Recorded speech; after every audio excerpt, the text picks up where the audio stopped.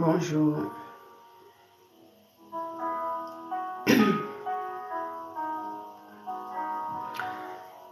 Ivoirien, Ivoirienne, bonjour.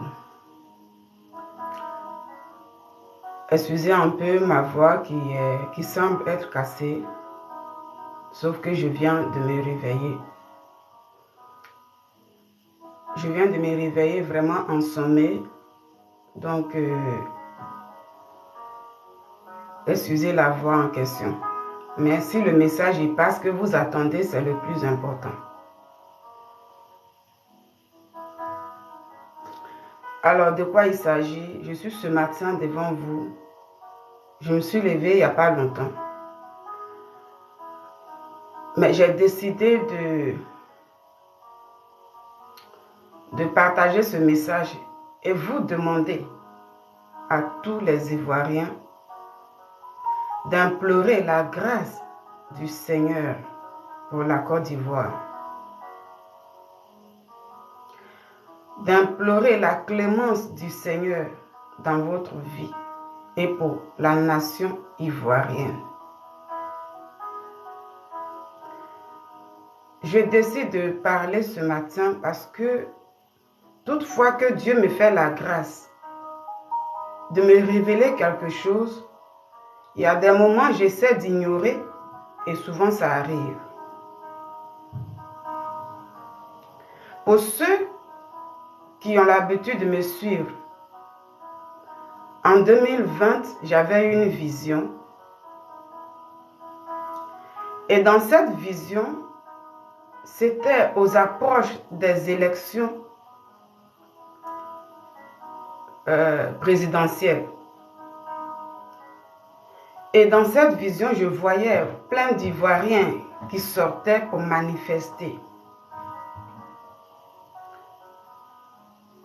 Et j'étais là, je regardais, je voyais du monde, des gens qui sortaient, qui manifestaient. J'étais arrêtée quelque part, je voyais des gens qui défilaient. Arrivé un moment, toutes ces personnes-là ont commencé à être arrosées des balles. Ce jour-là, ça fait un moment difficile pour moi, cette nuit-là. Et je voyais des gens qui étaient tués, vraiment mais tués. C'était en 2020 quand je dis ça. Et c'était la débandade partout. Je ne comprenais pas. Mais des gens étaient vraiment tués. À mon réveil, j'ai appelé mon mari et je lui disais que voici ce que j'ai vu. Vraiment, ça fait peur et ça a été terrible cette nuit-là. Il faut qu'on prie pour ça. Parce que quand le Seigneur montre quelque chose et qu'on prie, cela n'arrive plus. Et on avait prié. Mais j'avais quand même rédigé un post sur ma page Facebook. Pour ceux qui ont l'habitude de me suivre sur Facebook, ils peuvent se rappeler de ça. Et j'avais écrit un post pour expliquer ça. Pour demander aux Ivoiriens, j'avais dit tout simplement, prions parce que des gens sont sortis, je ne sais pas pourquoi, mais il y a eu des morts. Et que cela n'arrive pas, que le Seigneur puisse permettre que cela n'arrive pas. Malheureusement, quand ces élections se sont annoncées, il y a eu évidemment des morts. Et moi, je me rappelais de ce songe que j'avais eu, de cette vision en question. Et je me disais, donc quand je vois la chose que j'ai vue, vraiment c'est réalisé. À partir de là, il y a plein de choses, souvent quand je vois, puis je néglige, je me dis, mais il faut que je prenne ça au sérieux et ne pas le garder pour moi seul. Et celui qui peut prier pour implorer la grâce du Seigneur puisse prier. Voilà pourquoi ce matin, je mets ma caméra et je viens parler encore. Je viens à peine de me réveiller, j'ai encore le visage un peu lourd, j'ai la voix un peu qui semble cassée, parce que je viens de me lever, je suis dépassée. Cette nuit, c'est comme si je revenais de la Côte d'Ivoire comme ça. Ivoirien, Ivoirienne, tu peux fléchir tes genoux là où tu te trouves et continuer de prier. Parce que les mois qui viendront, sans la clémence du Seigneur, la Côte d'Ivoire risque de sombrer. Ce que j'ai vécu cette nuit, c'était terrible. Terrible. que ce qui s'est passé en 2011, que ce qui s'est passé en 2020. Parce que ce que j'ai vu cette nuit et ce que moi-même j'ai vécu dedans, c'était de la guerre civile. On était tous terrifiés. Je ne sais pas à quel moment, mais je me suis retrouvée chez moi en Côte d'Ivoire. Comme si j'étais allée à vacances. De la capitale, je me suis rendue à Lakota. Arrivé un moment, je ne pouvais plus me retourner ni dans la capitale, ni là où je réside. Pourquoi? Parce que la Côte d'Ivoire a été secouée.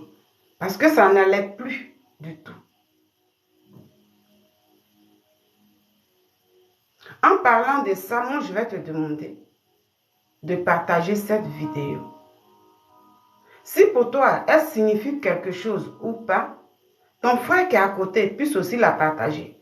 Pour que, ensemble, nous puissions demander la clémence du Seigneur pour la Côte d'Ivoire.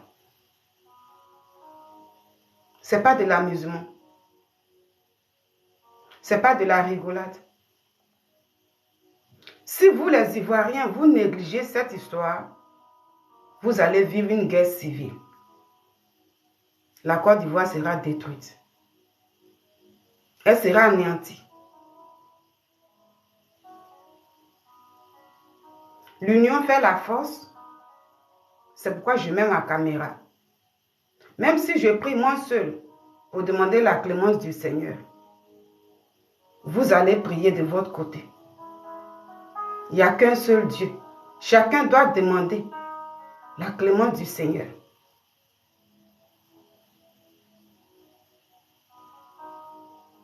Et là, je voyais arriver à Lakota pendant que nous étions là-bas. C'est comme si j'avais séjourné. Un moment, je cherchais à me retourner. Et ils ont fait venir le corps d'un militaire d'une autre ville. Je marchais dans la ville et je voyais des militaires qui pleuraient, qui étaient déjà en service, mais qui étaient dans les rues et ça pleurait partout. Je me renseignais, je disais, mais qu'est-ce qui se passe? Et c'est là, il y a des gens qui annonçaient pour dire, ah, ça ne va pas. À la suite de ça, il y avait une annonce qui passait en même temps partout pour dire, ah, la ville de Oumé n'existe plus sur la carte de la Côte d'Ivoire parce qu'elle vient d'être bombardée. L'annonce prenait partout dans la Côte d'Ivoire. La ville d'Oumé n'existe plus, elle vient d'être bombardée. Et il y avait une autre ville. Abidjan, ça ne va plus. Dans tout le pays, ça ne va plus. Pendant que l'annonce passait, ça tirait maintenant de partout. C'était la débandade partout. Tout le monde était dispersé. Il y avait des chars qui passaient partout. Moi-même, j'étais paniquée. Je me demandais, mais comment je vais retourner? J'étais avec une tante. Je ne sais pas à quel moment je l'ai retrouvée, mais subitement, je me retrouve avec une tante dont je tairai le nom ici. On s'est mis à courir partout. Tu vois, dans l'autre sens, des gens qui sont là-bas courent, ça vient vers vous. Même ceux qui étaient dans la ville ne pouvaient pas se rendre dans les villages parce que là-bas, ça n'allait plus. Et des gens disaient même que Abidjan, dans tout le pays, ça n'allait plus. Et le pire, chaque Ivoirien avait des couteaux, des machettes, chacun se défendait. Pendant qu'on courait, on s'est dispersé. Cette tante et moi, elle est partie ailleurs parce que c'était la débandance. Tu ne peux pas te rendre, même dans la capitale, là-bas aussi, ça n'allait plus. Et la Côte d'Ivoire était dans le feu.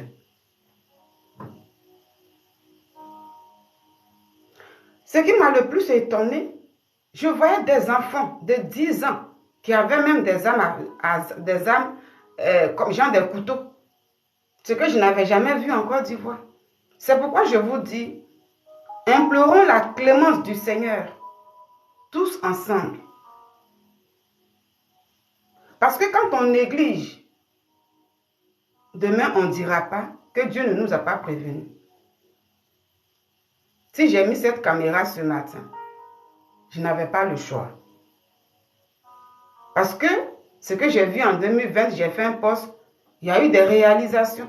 Je viens de me réveiller comme je vous le dis. Moi, je n'ai pas l'habitude de faire des vidéos, de parler comme ça. Je suis en sommeil, là où je suis. Jusqu'à là, je ne me retrouve pas. À mon réveil, j'ai coulé des larmes. Quand on parle d'une guerre civile, c'est la terreur. Et c'est ce qui s'est passé. Implorons le Seigneur qu'il vienne au secours de la Côte d'Ivoire, qu'il vienne au secours des dirigeants, toucher les cœurs des dirigeants, afin de nous épargner ce que j'ai vécu.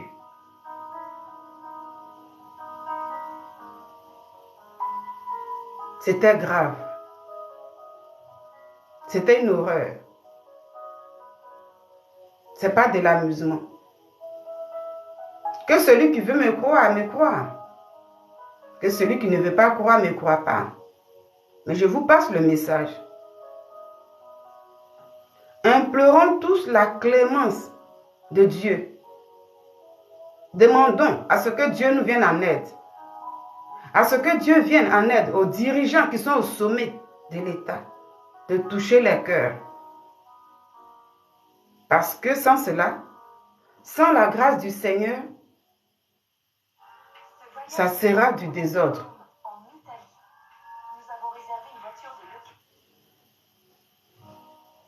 La Côte d'Ivoire sombrira.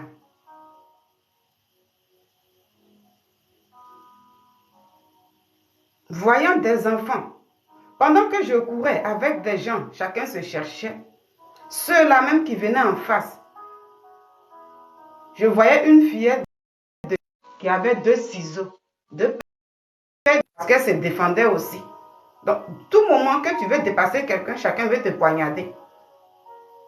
Ce n'est plus une histoire de non, je suis assis devant ma porte, on m'a dénoncé. Mais chacun avait des armes blanches. Pour ceux qui n'avaient pas des armes comme des calaches, parce que ça tirait de partout. Et dans toute la Côte d'Ivoire, les annonces se faisaient. Des villes bombardées. Et ça continue. Mes frères et sœurs, l'heure n'est pas bien. Si nous négligeons vraiment la prière, si nous négligeons l'appel du Seigneur,